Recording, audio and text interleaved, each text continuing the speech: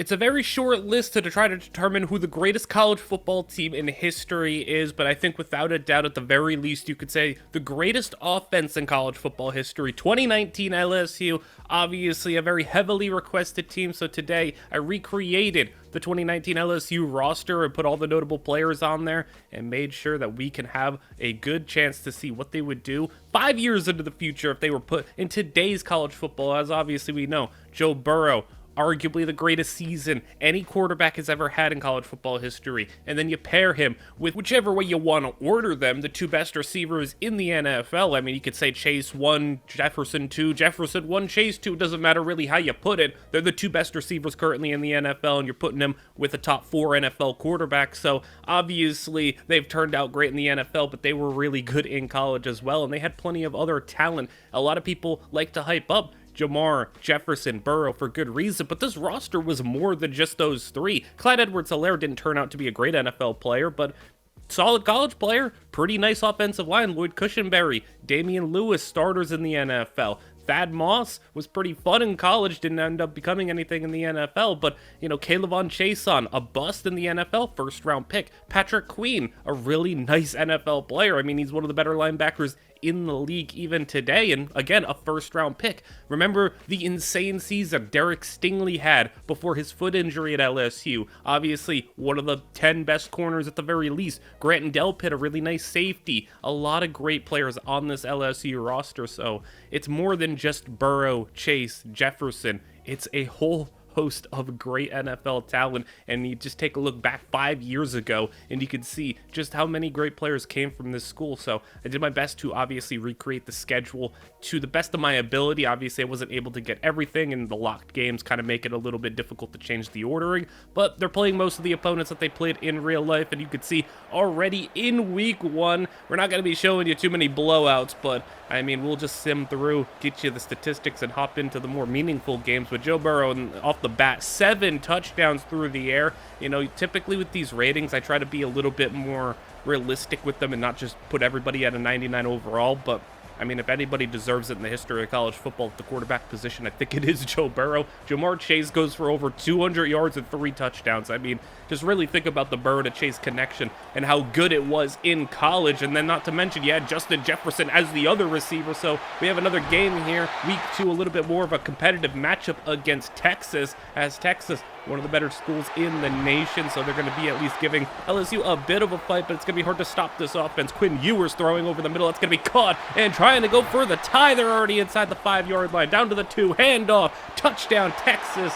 And now the 24-22 and the tie 2-point conversion is going to be good on the diving grab. So you turn things over to LSU, and we're going to actually get to see this team in offense in action as they're going to go outside, and a contested grab's going to be pulled in. I mean, you also have to remember this team didn't have just 2 good receivers. Terrace Marshall was a second-round pick, really nice receiver in his own right. As Burrow hit as he's throwing, it's incomplete. Texas gets a stop, and now Quinn Ewers with the football. Kayvon Chason gets the sack, gives it back to the LSU offense, and a little read option. Look at Joe Burrow getting on the move. He can run a little bit, but you obviously want to see him sit in the pocket and deliver. And he's going to deliver an incomplete pass, so deliver the ball back to Texas, who's got a pass on the outside. What a diving deflection to give it back to the LSU offense. And there you go. Big play outside, 30-yard line, play action, and he's going to throw. That's Clyde Edwards-Helaire coming out of the backfield, lining up out wide. They're going play action to Thad Moss and throwing touchdowns to Jamar Chase. I don't know what the formation was. You got your tight end as running back, your running back out wide,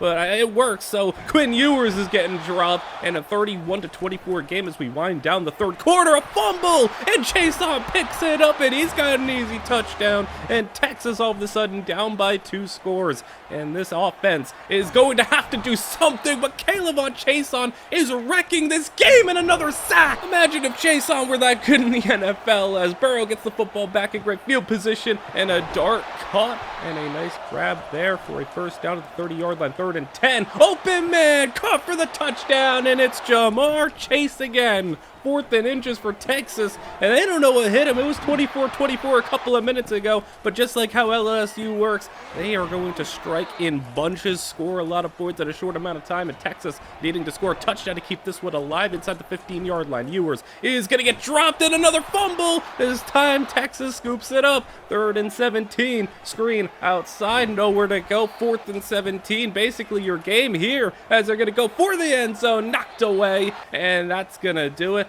45-24 is your final, so you go out here on the road, and a good Texas team, one of the better teams you're going to be facing on your schedule. And even though Clyde Edwards-Helaire did a whole bunch of nothing, Jamar Chase, how about 3 touchdowns for him? Terrace Marshall, 130 yards and a touchdown, and Justin Jefferson, quiet relative to his standards. Kayvon Chaisson, though, wrecked the game. Derek Stingley with an interception, and we will head over to a game against Kentucky where it's a 2-score lead, and Jamar Chase has to screen for a first down, and then going the other way, and Jamar Chase, and you can just see the connection Burrow and Chase have. Good thing it's translated to the game, as they're going to go outside, caught for the touchdown, and that is going to extend the lead. 2-point conversion. Clyde Edwards-Helaire punches it in, and it's 36-15 as we're going to get a deep ball, and look at Kentucky converting that one. This team's got a pretty nice secondary, so not easy to get stuff on them when you have Christian Fulton, who's an NFL corner, and Stingley, Grant Delpit, nice group of guys there, as there goes Kentucky on the broken tackle, and he gets brought down inside the 10-yard line. I mean, maybe you can make this a game. You're going to need a lot to go your way, and a sack's not going to help. 4th down, game on the line here, and that's going to be knocked away. And another 3-score victory, 36 points put up. It'd be considered a pretty quiet day for the LSU offense, as 5 touchdowns for Burrow is pretty tame by his standards, but 5 different guys catching a touchdown. I mean, you got Moss, you got Racey McMath, who even as a backup NFL player is your number 4 receiver, so you got talent everywhere. You're taking on Utah State in one of your non-conference games, and when you get matched up against one of these lower-end schools, it's just too much to stop. How about another 56 points and another 7 touchdown performance from Burrow? He hasn't even thrown an interception yet, and he also ran for a touchdown. Chase, Jefferson, Marshall, 2 touchdowns apiece, all 3 of them on the board. And I think this LSU offense, this might be the most accurate representation. I think I made this roster pretty well. You can let me know if you disagree with anything. And against an undefeated Oklahoma team, here's Justin Jefferson on the run for the touchdown. It's nice to see Justin Jefferson get in the action. You can tell Burrow has a little bit of favoritism for Jamar Chase. I don't know why we got white-on-white jerseys here, but LSU is going to be getting a stop. They're up by 14. Clyde Edwards-Helaire on the ground, and he is going to fight ahead. Get a first down with ease. 3rd down and 3, throwing an underneath, and there's Thad Moss and Thaddeus Moss. I would have loved to see Thaddeus Moss become a good NFL player. He was so fun in college, but he's going and getting another first down here, and 25-yard line. Burrow outside, caught, and what a grab, and that's going to be another first down inside the 10, and Burrow outside, caught, but they're just going to settle for the field goal. It's a 3-score lead, so they'll happily take that. And against an undefeated Oklahoma team, they are in control as Jackson Arnold, he's going to have his pass catcher cut short of the marker, and on 4th and inches, I mean, down by 17 against an LSU offense. I think anytime you're in 4th down and short, you should just go for it even more than ever, but the defense gets a stop, and Oklahoma has a very slight chance to come back in this one, and that's going to be a nice start as the 4th quarter is approaching, and we get a nice grab over the middle again. This video, I'm kind of prioritizing, some of these big ranked matchups, especially in the SEC, where you're taking on a lot of great schools in the non-conference where they take on Texas and Oklahoma. Really prioritizing getting the second half of these games and not focusing too much on the lesser opponents as 4th and 21. And you got to settle for the field goal there, but it's going to not make it a 2-score game. That field goal sails, and now Clyde Edwards-Helaire getting on the clock grinding session here as they're going to throw it deep, and that ball's incomplete. And it's never a bad idea to throw the ball deep with Joe Burrow and Jamar Chase. And it's going to be a grab there. Oklahoma, that field goal miss is really coming back to bite them. 4th down and 3, going for it. They tried to run it and didn't get it. They didn't trust their kicker to cut it back down to a 2-score game again. Luckily, though, they do get a stop. 3 minutes to play. At this point, you can't have any more failures. You need to score, an onside kick, another score. That missed field goal really coming back to bite him. But a big play, and he's going to go all the way for that touchdown. So not quite out of it yet. Onside kick is going to be barely scooped up, and that one almost ended disastrously. Oklahoma going to get a 3 and out after 3 Clyde Edwards-Helaire runs. so they're not quite done yet, as they're going to go with a first down completion. 4th down and 10, 45 seconds to go. Caught again, and he's on the run, and he's going to get tracked down at the 1-yard line. So it saves them a little bit of time as the LSU defense trying to hold on. They do for a sack. 28 seconds to go. Arnold throwing, touchdown, and that's a great grab. Onside kick is scooped up, so a late rally by Oklahoma to at least make it a game. For the first time someone kept it close with LSU, but it's just not enough. Burrow, quiet day for his standards. 3 touchdowns. Clyde Edwards-Helaire, another rough performance, but Justin Jefferson was the top guy in this receiving offense. This time around, over 100 yards, 2 touchdowns. Patrick Queen with a sack. Moving over to a game against Auburn, where it is a 10-pointer, so Auburn not quite out of it, but LSU over 30 points put up so far, so they're doing their thing on offense. Another white-on-white matchup. I don't know what's going on here with the jersey selections, but Auburn, they got the football, and they are going to convert a first down past midfield, dropping to throw it. He's going to get sacked, and backing them up to 3rd down and 19, and they're going to go underneath, and that's not going to go anywhere. Just 6 minutes to go. They're going to go for 4th and 13, and they're going to get it knocked out. Great play to break that one up. Clyde Edwards-Helaire on the run. He's going to spin away and get a flag drawn. And this one's a little unnecessary. It's Clyde Edwards-Helaire, so, I mean, he's got that Chief DNA in him where he just gets 2 stupid calls to go his way, I guess. But LSU, because of that unnecessary roughness, is going to tack on a field goal and make it 34-21. And a draw play is going to get them a big run. Don't think LSU was expecting that one, as from midfield, throwing it outside, wide open, man. And he takes the shot and hangs it. And it's going to be another first down. And LSU reeling a little bit on defense. Auburn about to make this a 1-score game, and they're down to the 1-yard line. 2 minutes to go. And Auburn, end zone, caught. He got the defender turned around. And Auburn, I think the mistake you might have made is kicking it back to LSU, because I don't know how you expect to stop this offense with just 2 minutes to go, but you're gonna do it. You're gonna be left with no timeouts, a minute to play, and a big play. You gotta track him down. LSU gets him at the 36-yard line, dropping to throw it, and it's gonna be a sack. So LSU 4th and 20 to survive this one, and it's gonna be another play where the pressure gets in. He's throwing, and a 1-score victory. Now, for as great as this LSU team is in real life, I will tell you, they had 3 games in which they only won by 1 score. So already we are at 2. You can't argue that that Oklahoma game was a bit of a fake 1-score game, since they were up by 17 with like 3 minutes to go, and they just kind of had a late comeback to make it closer. But against Arkansas, another 2-score game in the 4th quarter, and the offense, once again, 31 points entering the 4th quarter. So pretty consistent, as Edwards-Helaire is going to get the first down inside the 20-yard line. Burrow to throw it. He's going to go for the end zone, and that's an interception. And that is Joe Burrow's first pick of the year. I mean, it took him 7 games, so pretty impressive, but an interception nonetheless. And Arkansas has the door open to try to make this a 1-score game, and they're grinding ahead, first down after first down, 2 on the ground, and they're going to get 1 through the air now after a broken tackle. 5 minutes to play, and he's going to roll, get sacked, and 3 guys got in there, and 3rd and 20 now outside. That's going to be well short of the marker. 4th and 15, 4.5 to play, knocked away, and a great play, and that's Grant Delpit making the stop. Edwards-Helaire, it's going to get into 4th and inches. They're going to go for it, and Hilaire's going to get the first down. Under 2 minutes to play. Burrow to lock things up. It's intercepted again, and Burrow, he had no picks in the first 6 games, now 2 in the last 2 possessions, and Arkansas has another opportunity, but there's just a minute and a half to play. Another situation where you're basically down to scoring and hoping you can get an onside kick.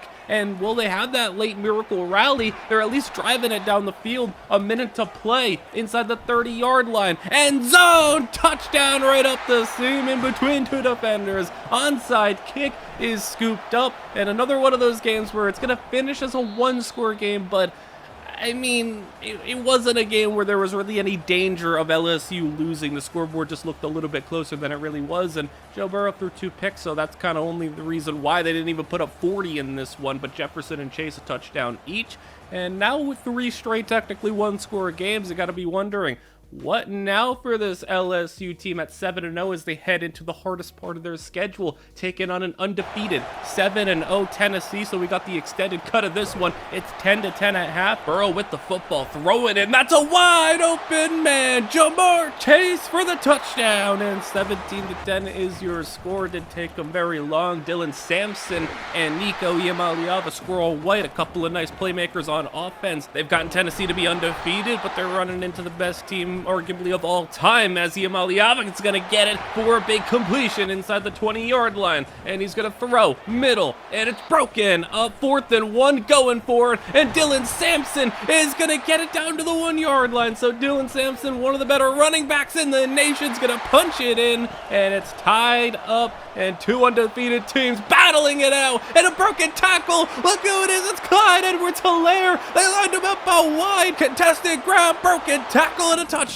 And just like that, Tennessee is watching their offense running back onto the field and going right back off after a 3-and-out. Edwards-Helaire on the ground now, so he's having maybe his biggest day of the year. He's been kind of an afterthought in this offense, but he's running it well. He has the big play action to him, and now a play for one of the star receivers on this team, as they got plenty to throw to, and another one. That's Jamar Chase to the 5-yard line. 3rd and goal from the 3. Burrow, he can run it if he wants to. He's not gonna. Field goal to start the 4th quarter. Kick is no good, and these short kicks sometimes are a little bit of a headache for these CPU kickers to hit, but luckily Tennessee gets stopped. And for LSU, their offense, I mean, maybe you can't trust the kicker right now, and Cade York just got to go and get into the end zone. Burrow going to hook it up with Racy McMath. This team has no problem spreading it out, going 4 and 5 wide as they got another play. That's Thad Moss with it, 15-yard line. Look at the spin move. Edwards-Helaire is going to go all the way for the touchdown, and Clyde is gliding to the end zone for another score, and a 2-score deficit for Tennessee to try to overcome.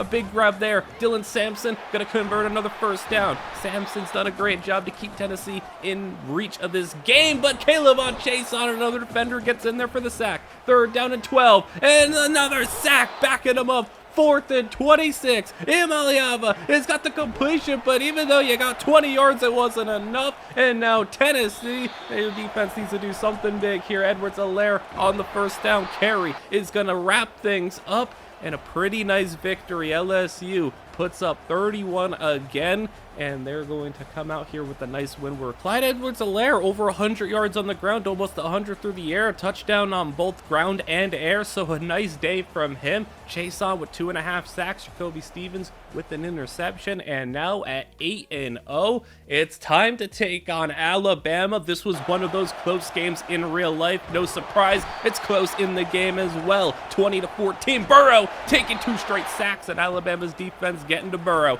as they're going to have Jalen Milrow run outside for a completed pass, and it's not going to get them the first down, so now Burrow is going to take over with a first down completion there. He's going to step and throw over the middle, caught on the run, and there goes Terrace Marshall for the first down. Play action, Burrow outside, that's going to be caught for McMath, and he's a speedster getting up the sidelines for the first down inside the 10-yard line, goal to go, and Burrow hit as he's throwing out the back of the end zone.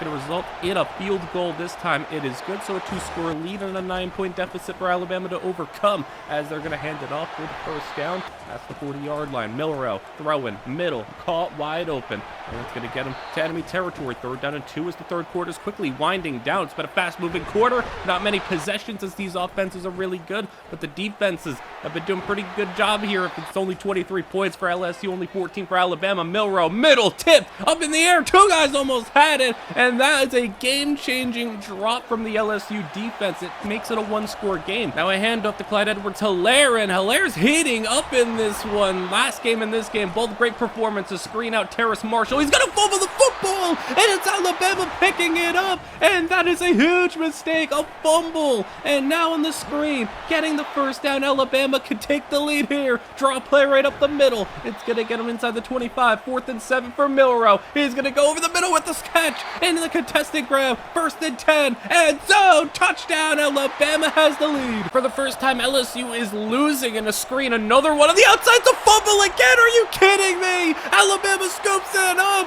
and they're going to take it all the way. What is going on? Alabama's gotten 2 fumbles to go their ways. The only way LSU is going to lose is through some crazy fluke, as that's going to just be an impossible thing on 2 straight plays to have 2 fumbles to go Alabama's way, but the offense is not going to let them go down without a fight. Burrow trying to claw his team back into it, big play, and that's Tracy McMath for it, inside the 10, pop pass, and there's Clyde Edwards-Helaire, another 2-point conversion, outside, caught open man for the 2, and we're all tied up at 31, and 31 points has been the magic number for the LSU offense, but it's going to take more than that today. Outside, Burrow has an open man, there goes Jamar Chase in the 40-yard line, in field goal range, and off, Clyde Edwards-Helaire is going to get them to that field goal, and it's up, and it is good. LSU takes the lead, 50 seconds to go, and Alabama now needs to do something here. He got some Milrow magic in ya. He's gonna throw it deep. He's got a man up the sidelines, caught and out of bounds. 40 seconds to go. Another deep pass. This one in double coverage. It's overthrown,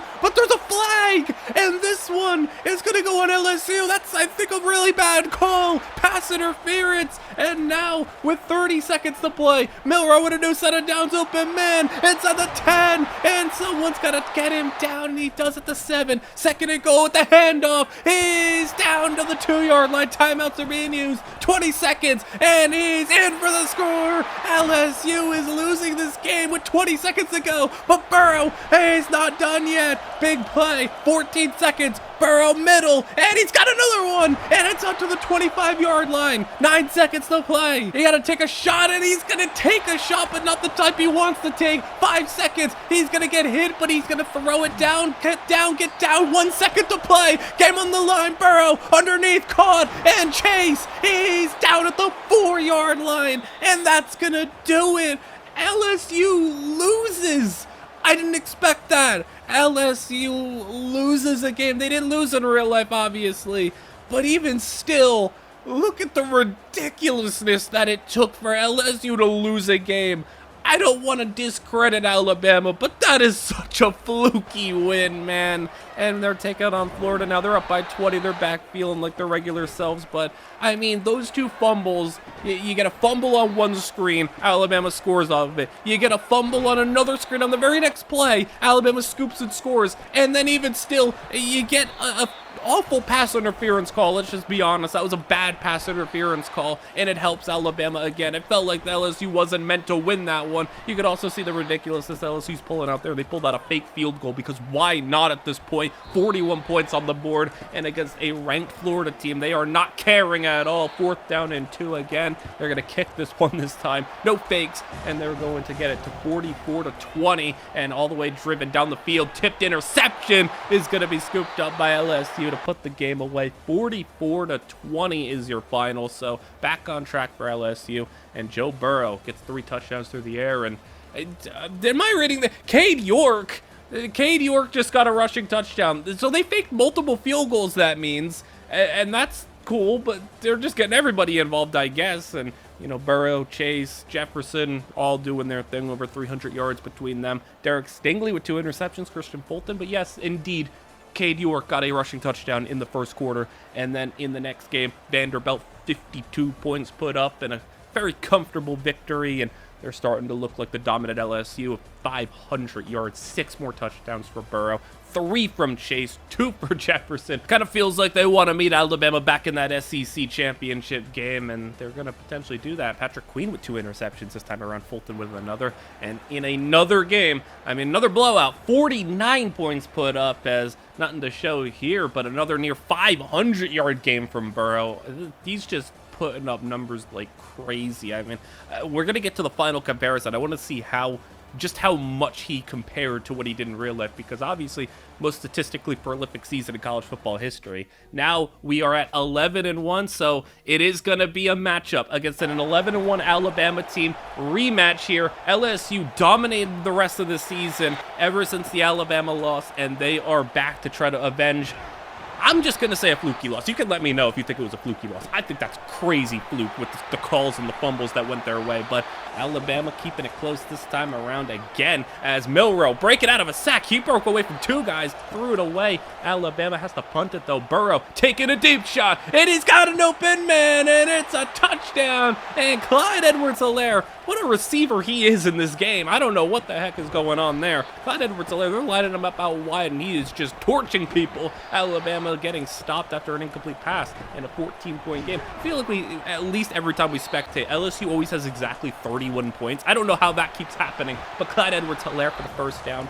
And now another play, RPO, and I guess they've been on the run because that's Jamar Chase for the touchdown. And things are looking a little bit different this time around. 38-17, third quarter winding down, but Alabama, I mean, they got to do something here. Milroe throwing it deep, and it's knocked away. Now fourth down, they punt it, and Burrow up by 3 scores already, and he's not done. Terrace Marshall with the grab for the first down. 3rd and 13 at the start of the fourth quarter. Burrow, he's going to roll and get sacked, so Alabama has a long shot, but it can happen if they want to make this comeback. They're going to need something just like that. Open man and a touchdown. Alabama cuts it to 2 scores. So now just need to hold on to the football. No crazy fumbles. Clyde Edwards-Helaire out of the backfield. It's crazy how good Clyde is in this game when it comes to receiving, as Burrow, middle, Thad Moss for the first down inside the 35-yard line. Under 8 minutes to play. Play action. Edwards-Helaire in the block, and there's Thaddeus Moss again. And Thaddeus Moss, it seems like all of his production comes in bursts. And a handoff to the backup, Davis Price for the first down. So everyone getting involved, and now down by 21 again. And there's K'Lavon Chaisson getting the sack, and he's just a dominant player on this defense. I think arguably the best player on this defense as Alabama gets stopped, and now driving down the field, another touchdown, Clyde Edwards-Helaire, and that is revenge successfully taken. How about 52-24? Burrow 566 through the air, Edwards-Helaire 100, and then in the air for the receivers, Jefferson, Marshall, Chase, Moss, Edwards-Helaire, everyone 80+ yards, almost everyone grabbed the touchdown, and they are heading to the college football playoffs, of course, but they're going to be doing it with a first-round bye in Joe Burrow. Throws for 5,000 yards, 55 touchdowns in the regular season. That's pretty spot-on stuff right there. K'Lavon Chaisson has an even better season than he did in college in real life. Jamar Chase, 19 touchdowns in the regular season, combined with that SEC championship. But the thing that's really ridiculous here, you've seen Burrow's stats. He didn't win the Heisman. Are we kidding? Look at Milroe. I mean, this is a great season. This is a spectacular season. That is 53 total touchdowns, over 4,500 yards. But Burrow had 5,000 yards, 55 touchdowns, and head-to-head, it was split, but Burrow won the SEC championship, so I don't understand this, and we're getting to the playoffs anyway. In real life, Joe Burrow was spectacular in the playoffs, and now let's see how they can do with probably an extra game to be played, as they're going to be trying to go for that national championship, just like they did in real life, and it's Jamar Chase taking it to the house against Penn State, and already a 2-score lead early in the second half, and now a spin move. Penn State's ground game getting it going. Drew Allar getting sacked here, and it's Patrick Queen on the blitz, the athletic linebacker getting in there. The screen setup gets dropped, and now LSU with the football, and you don't want to give them the football in a 2-score game, as they could just pour on the points at any moment, and they're going to get 2 completions, and there goes Clyde Edwards-Helaire inside the 10, and he is just so good after the catch. I'll get it to him on the screen, gets a block, and he's in for the touchdown. Clyde in, and now it's a 35-17 game. Another sack. LSU taking over, and they might be running away with this one at this point, as they're going to pull play action. Middle, caught, and there goes Chase inside the 10, down to the 1, play action. Burrow, and he's going to throw it out the back of the end zone, 4th and goal. I mean, he probably could go for it there, but didn't really feel the need to. Just make it a 21-point game late in the third quarter. Allar's going to throw it deep, and that ball's going to be caught, so maybe a little bit of life for this Penn State offense. They're going to set up the screen. They got a great dynamic duo of the running back position, but it's not going to be enough to get them the first down. They're going to settle for a field goal. It is good, so I don't know really what a field goal does in this situation. It's still a 3-score game, and now LSU chewing up the clock, getting it to their 2 running backs, Davis-Price, Edwards-Helaire, first downs left and right. Get another one to 4th and inches, and that's going to be a field goal try for LSU. Kick is no good, so great field position. Penn State maybe going to try to make this one a game. Absolutely need a touchdown this time around. You can't be settling for field goals against this offense. As Alar going to the middle. There's another play to Tyler Warren. And now Alar outside end zone touchdown. And Penn State with the onside kick in an 11-point game. It's going to be scooped up by LSU. And with 3 minutes to go, it's looking dire. 2-minute warning has hit. Edwards-Helaire up the middle, first down, and another one could seal this game up. 3rd and 2. Edwards-Helaire gets stopped. Gonna take a miracle here as the kick on the way. Good, no timeouts, a minute to play. You need a touchdown, onside kick, and a touchdown. So Alar is gonna get it started with a play, catch and run over the middle. And now dropping back, 2nd down and 2. Outside, caught. Another first down to the 40-yard line. Now with 38 seconds, Alar gonna throw it deep. That's gonna be intercepted. It's Christian Fulton. He got a block from Delpit, and he's on the run, and he's not gonna be caught. And they're gonna wrap things up with a pick 6. Christian Fulton makes it a 48-27 victory. One of those games where it just really didn't feel like there was much of a doubt after that start of the second half really happened, and Edwards-Helaire's really been coming on strong later on in the season. Jamar Chase for 200 yards just about and 2 touchdowns. A couple of sacks there. Christian Fulton with that awesome pick 6, and going on to the semifinals. They're taking on an undefeated Colorado team, so Travis Hunter's doing his thing. They took out Alabama, so good on them, but can they take out LSU as it's 21-7 to start the second half, so already a little bit of a hole for Colorado to dig out of, and if you can't get past rush, you give Joe Burrow time. Eventually one of these receivers is going to get open. Terrace Marshall does that. Edwards-Helaire gets a block, and Clyde is going to get it inside the 15-yard line. Now dropping to throw. Burrow, end zone, touchdown, and another one for Burrow, and it's 28-7. It's going to be a miracle maybe needed as there's just about 5 minutes to play in this third quarter. Burrow gets the football back. I mean, at this point, you might as well just go for it every single time because I don't know if you're going to stop this team as the Burrow is going to go to read option. Rare we see this. Joe Burrow, he's going to get a double-digit yard run. 3rd down and 4. Burrow, they're going to do it again, and it's not going to work this time. 4th down and 1.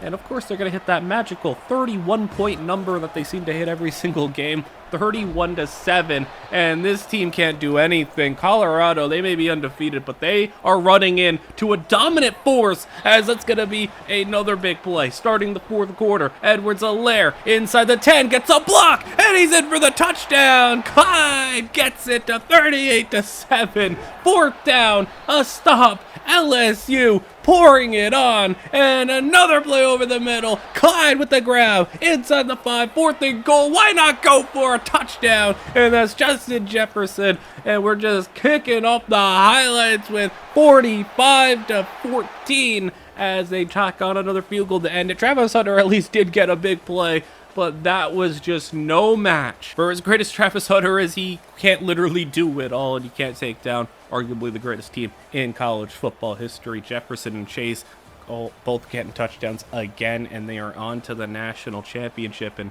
truly, since that Alabama game, it has just been pure domination from LSU. But can they cap things off with the national championship just like they did in real life as Oregon down by 11, and a familiar sight for teams facing this LSU team. Points are being put up in big bunches for the Tigers, and teams are finding themselves down by double digits as Oregon got to get a completed pass, turning it upfield for the first down, close to midfield, throwing. He's getting sack drilled. K'Lavon Chaisson gets it, 3rd down and 20, and there he is again. It's Chaisson with the sack. And now Burrow taking over. He's getting dropped. 3rd and 15. Oregon's only chance is to maybe get pressure on Burrow. But when you give him any time, he's going to deliver. But that's incomplete. A rare, breakup, a rare contested grab not pulled in. Defenses are shining a little bit right now. But eventually, someone's going to get open. Someone's breaking free. It's Clyde Edwards-Helaire. This is just a fun offense, especially with just how much they use their running back in the receiving game. I like seeing this as now 28-10. Well, Oregon, you got a long way to go late in this third quarter, and Dylan Gabriel's getting dropped. He's got nowhere to go. long way to go. And that's a big play. There you go. That's Tez Johnson. And Tez Johnson up the sidelines. That's a touchdown. Oregon, maybe not out of it yet, but right back the other way. It's Justin Jefferson. And Jefferson not going to be caught, and he's going to be gone. And now the fireworks are starting in this one. That's going to be a run. Going to be a short gain. 3rd down and 4. Another pass deep. And there he goes. Tez Johnson. What is going on? This is fireworks left and right. Big touchdowns. That's 3 possessions in a row with a big one. A stop there, backing them up. And Oregon, with the way they're striking, they maybe could make a play on this one, but a diving miss. It's going to be Jefferson again on the run. He got him beat. He made a miss, and he's got the score 42-24. Oregon stopped there with an incomplete pass, 3rd down and 7. And Gabriel throwing it deep. That's Evan Stewart. And Evan Stewart, both these receivers are coming up big. It's a matchup between 4 great college receivers, and all of them are shining right now. Edwards-Helaire with a 1st down, and Oregon, with as much as they are doing, are still down by 2 scores. You need to stop in the worst way. 3rd and 6. How about taking another shot deep? And it's Justin Jefferson again. 3rd touchdown. 49-31 in Oregon. I mean, they're doing the best that they can on offense. They just can't play any defense as they're going to throw an underneath pass. I mean, Oregon could likely put up 40 in this game, and it's not even going to matter. They're going to get sacked, and now things are starting to unravel with 4 minutes to play. 3rd and 21. He's hit as he's throwing. 4th down and 21, and this is their last chance, but they got it! Evan Stewart. Touchdown. They need the onside kick, and it's going to be missed by one LSU player. Almost a 2nd one, and a 3rd one eventually picks it up. And LSU, I mean, they're going to take another play over the middle, another grab, 2-minute warning approaching. Burrow delivers for the 1st down. Justin Jefferson saving his best for the championship. And Burrow up the seam for Clyde Edwards-Helaire. And that's probably going to do it, as Oregon, they tried their best, but they saved their best performance, LSU did, for the finals. And even though they got another big play, and even though they're going to take it all the way, it's not going to matter. It feels like another onside kick is scooped up. LSU's going to put this one to bed, and how about 56-45, and receivers are shining in this one. Jefferson and Chase for LSU, and how about Evan Stewart and Tez Johnson, their performance. Joe Burrow, about 500 yards, 7 touchdowns, and he saved his best for the national championship. Speaking of the best, Justin Jefferson, 234, 3 touchdowns, and it caps off a national championship victory. Now, taking a peek at what they did statistically, you can see Joe Burrow, 6,300 yards, 69 touchdowns, 3 interceptions. I mean, from a statistical standpoint, you will see the comparison between the two, as, you know, it's a lot closer this time around when it comes to the previous times we've done comparisons. Previously, when we did Miami and USC, you know, the teams didn't have conference championship games, and they obviously didn't have the playoffs, but, you know, 2019 LSU did have to win an SEC championship. They did have to go through the playoffs, so the comparison here is 1 extra game played. So, I mean, you can take a look at the stats, though. There's a lot of things sticking out. I mean, Chase on 20 sacks. Jefferson and Chase were spectacular, but let's get into the final comparison to see just how accurate things were, and just how the comparison between what they did in real life compared to what they did in the game, as we start with the offense. And even still, for as good as they were in the game, yardage-wise, 490, that did not compare to the 568 yards. The big deciding factor, and what I've kind of noticed is what you'll see on defense as well, is just rushing numbers are down. There are more sacks that take place in this game, which kind of knock down rushing numbers, and then just rushing in general is down. But even still, passing, pretty identical. The fact that it was, you know, within about 5 yards of one another, and points per game, an impressive 44.3 in the game. In real life, they had 48.4. Touchdowns, both of them over 60 passing touchdowns. On the ground, though, real life, they did a little bit better, but I mean, in the game, they had, you know, a little bit more in the passing touchdown category. And where they did shine in the game was 3rd down percentage. They were a bit better, and giveaways, they had 5 less. So in the game, it's not that far off. I mean, the rushing numbers are the only major difference, but passing numbers are pretty spot on. Points per game, you know, give or take a couple of points a game, but I kind of want to try to make these videos to try to replicate and make it as accurate as possible, not necessarily who does better. I try to see if I can, by the end of this, make a spot-on one-to-one comparison and one-to-one replica of these teams, and I think this one was the closest one that we've gotten. And the defense was even closer. I mean, yards per game, again, near identical, 348 to 344. Now, again, the difference is split because of the rushing, but again, the game just doesn't prioritize rushing as much, and also the big difference is the sacks, 64 sacks compared to 37 sacks, and that obviously is going to knock the rushing yardage down, but you know, everything else is so similar. Like I said, yards were split by 5. Points per game, less than 1 point separated them. Fumbles by 1. Interceptions by 3. The overall turnover differential separated by just 1. The only major difference is in real life, they just didn't have as many sacks, and those sacks obviously count for or against, I guess, the rushing yardage, which meant that they allowed a bit more rushing yards per game. But we obviously have to get to the part where we compare the 3 stars of the show, and we start with Joe Burrow. So we compare what he did in real life to what he did in the game. They threw almost an identical amount of passes. The big difference is that in real life, he completed a much higher percentage.